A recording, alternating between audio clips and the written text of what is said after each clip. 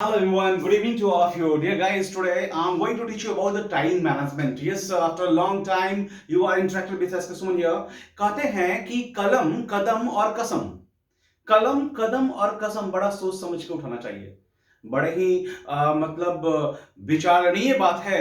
अगर किसी ने कहा है या लिखा है इन संवादों को जो मैं आपके सामने प्रस्तुत कर रहा हूं कि कलम, कसम और कदम बड़ा सोच समझ के उठाना चाहिए। कलम किसी के जीवन के बारे में कोई निर्णय लेना हो तो, कसम अगर हमें वाकई हमने कोई सही निर्णय लिया है और उसके लिए हमें कसम भी खानी पड़े तो ठीक है, हम खा लेंगे।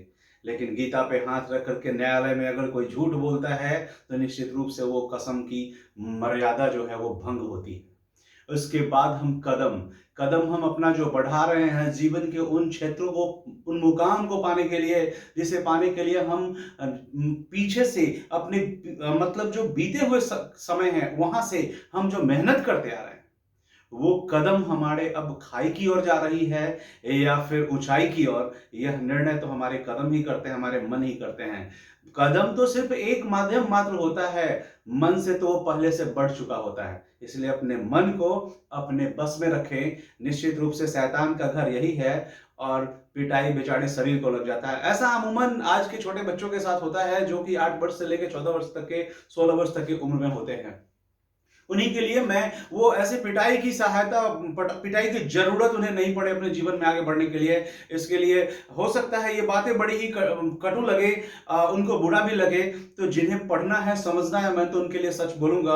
अलग बात है आपकी डिसिप्लिन टाइट अगर हो जाती है तो आप मेरे चैनल को मतलब अनसब्सक्राइब भी कर सकते हैं। It is your wish, but मैं जानता हूं कि मुझे सही क्या बताना है। लेट डियर, टाइम मैनेजमेंट के बारे में बताने जा रहा हूं। अगर आप पेरेंट्स हैं, स्टूडेंट्स हैं, सबके लिए बड़ा ही बेनिफिटेड होने जा रहा है। पता सबको है लेकिन उसको मैनेज नहीं कर पाते हैं। बोलते हैं कि इतना देर स्कूल में टाइम लग जाता है, इतना देर ट्यूशन, कैसे हम मैनेजिंग करें, किस प्रकार से, कब हम होमवर्क बनाएंगे, कब खेलेंगे, कब टीवी देखेंगे। सारी फैसिलिटीज है, 24 घंटे दुनिया के सारे लोगों के पास होता है, उसी को सभी लोग मैनेज करते हैं। तो डिपेंड करता है कि हम प्रत्येक सेकंड का यूज करते हैं या प्रत्येक सेकंड यह सोच के बिगाड़ देते हैं कि अच्छा अब करेंगे ना, अब करेंगे ना। तो आइए देखते हैं। We have 24 hours dear guys. 24 hours में मान लो हम स्कूलिंग अगर करते हैं तो स्कूल अगर हम 6 घंटे का स्कूल होता है, 2 घंटा मान लो कि वहां जाने आने ये सब में लग जाए, मतलब 8 आवर्स पूरा हमारा अगर स्कूल ले लेता है। मैं एग्जांपल दे रहा हूं, किन्हीं के स्कूल आसपास में होंगे तो जल्दी भी पहुंच जाते होंगे। एक्स्ट्रा क्लास अगर मान लीजिए आप करते हैं, कोई ट्यूशन क्लासेस, कोचिंग क्लासेस करते हैं, 1 आवर आपने किया, 1 आवर उसका होमवर्क करने में भी आपको अगर लगता है तो नो प्रॉब्लम, ये 2 घंटे ये हो गए, 2 आवर्स इधर हो गए, है ना। उसके बाद स्कूल होमवर्क, अगर विद्यालय का कुछ गृह कार्य मिलता है तो कुछ बच्चे जो कि वेट करते हैं वो तो वहां भी बना लेते हैं। अगर वो वेट नहीं करते हैं, वो जल्दी घर आ जाते हैं, तो भी उनके पास 2 आवर्स है होमवर्क कंप्लीट करने के लिए। वो तो घंटे भर में पूरा कर लेते हैं, अगर मन से बैठे तो 2 घंटे लगेंगे। फिर टू स्लीप, सोने के लिए 6 घंटे दिया गया हुआ है। 6 घंटे सोना तो रात में ही होता है, दिन में सोते हैं तो वो गलती करते हैं। टू स्लीप 6 आवर्स के लिए दिया गया है। उसके बाद एंटरटेनमेंट ऑब्वियसली जरूरी है। अब आप इंडोर आउटडोर गेम खेलते हैं, फिक्शन देखते हैं, या फिर आप नॉवेल्स पढ़ते हैं, अच्छे नॉवेल्स पढ़ते हैं, स्टोरी बुक्स पढ़ते हैं, किस प्रकार का एंटरटेनमेंट करते हैं, इट डिपेंड्स ऑन यू। 2 घंटे इसके लिए, 2 आवर्स इसके लिए दिया हुआ है।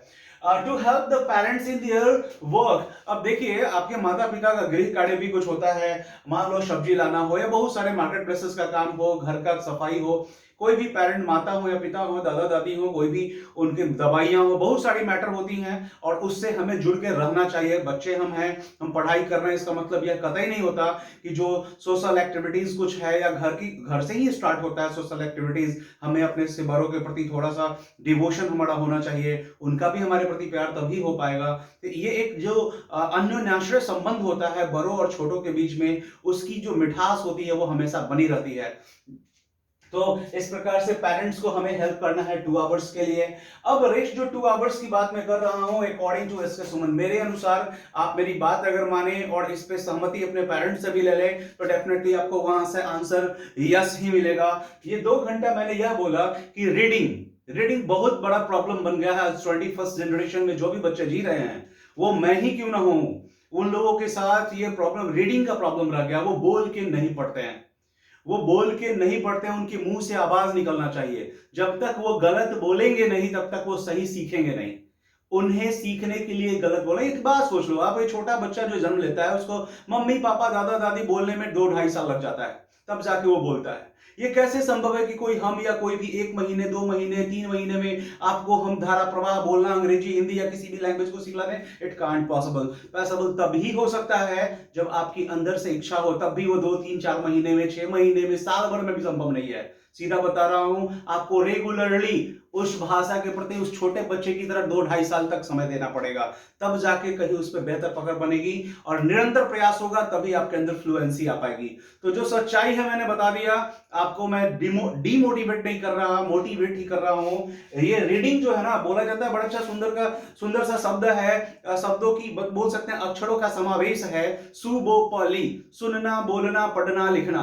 तो ये 4 चीजें आ जाती है तब 5वां होता है सीखना। ठीक है, तो ये 4 चीजों में पहला ये है पढ़ना। तो पढ़ना Hindi, English, math, Sanskrit, science, social science, general knowledge और हार्ड वर्ड्स, इन सब सारे बुक्स को पढ़ने के बाद जिस चैप्टर्स को, जिस पेजेस को आप पढ़ रहे हैं उसमें जो हार्ड वर्ड्स निकल के आया उसका कलेक्शन तो प्रत्येक दिन बनता जाएगा, उसको भी रीडिंग करना है, बोल बोल के पढ़ना है। कौन सा शब्द हमें पढ़ने नहीं आ रहा था, अभी अभी तुरंत मैंने किसका प्रोनाउंसिएशन सीखा है ना, और उसका वाकई प्रोनाउंसिएशन क्या होगा उस पर फोकस करना है, ताकि वो हमारा फैमिलियर वर्ड बन जाए, फ्लेक्सिबल हो जाए, हम एलिजिबल हो जाए उसको बोलने में, हमें प्रॉब्लम्स नहीं हो। और कौन सा वर्ड जिसका मीनिंग हमें पता नहीं है, जिसका मैंने नियरली अभी अभी रिसेंटली मैंने उसको फाइंड किया है, उसको फिर से मैं रिपीट कर लूं, उसको मैं याद कर लूं।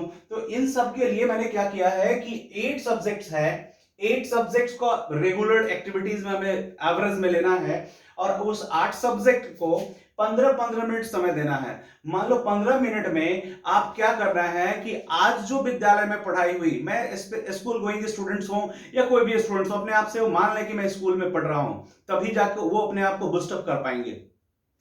तो अगर आप मतलब एक सब्जेक्ट जो आज मान लो 1 पेज पढ़ाई हुआ, तो आज स्कूल में 1 पेज पढ़ाई हुआ, तो एक आकलन आप कर लीजिए कि कल भी लगभग इतना ही पढ़ाई होगा।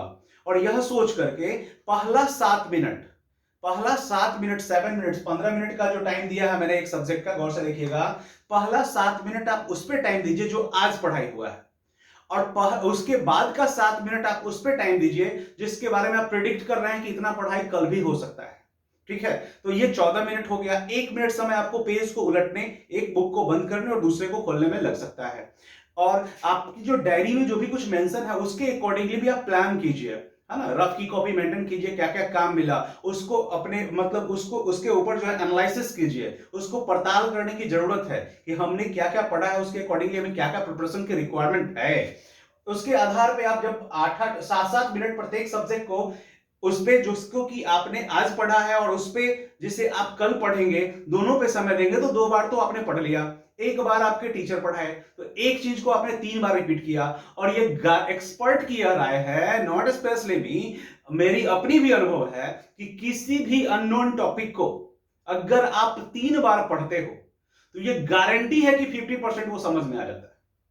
25% वोकैब प्रॉब्लम होता है, 25% प्रोनाउंसिएशन प्रॉब्लम होता है। वो 3 बार पढ़ने के बाद उसके बाद उस पर इतनी अच्छी पकड़ हो जाती है तो हमें फिर उसमें रुचि बन जाता है। और पता है ना कि ऑब्वियसली खाने वाली भी चीज जो हमें रुचिकर होती है उसको हम ज्यादा खाना पसंद करते हैं। सिमिलरली उस सब्जेक्ट के साथ आप फैमिलियर हो जाएंगे, इसीलिए आप रीडिंग करें। रीडिंग करने से यह भी आपको आपके सामने बहुत सारा प्रॉब्लम्स आएंगे और वो प्रॉब्लम्स ही आपको पढ़ने पे विवश करेंगे। तो आज की क्लास, ये इंपॉर्टेंट क्लास नए सिलेबस का स्टार्ट हुआ है। ऑब्वियसली मैंने बड़ा दिन बाद आपके पास आया बिकॉज नई सिलेबस थी, बुक्स को पढ़ना समझना जानना था, नई तरीके से फिर से शुरुआत करनी थी। आफ्टर कोविड प्रोटोकॉल हम लोग फिर से वर्क करना शुरू किए हैं, तो कुछ लायबिलिटीज थी, दैट्स वाई मैं थोड़ा सा देर हुआ आपके पास आने के लिए, लेकिन देर आया दुरुस्त आया और आपको भी दुरुस्त बनाना चाहता हूं। तो आपसे उम्मीद करता हूं निश्चित रूप से आप इसे फॉलो करेंगे। जो पढ़ने वाले हैं हम तो पूरा श्योर हैं कि वो फॉलो करेंगे, और जो पेरेंट्स हैं अगर वो देख रहे हैं तो डेफिनेटली आप प्यार से ही अपने बच्चों से मनवाएं, आपको ये निश्चित रूप से बेटर रिजल्ट देगा। That's my promise with you. Have a good day, bye bye.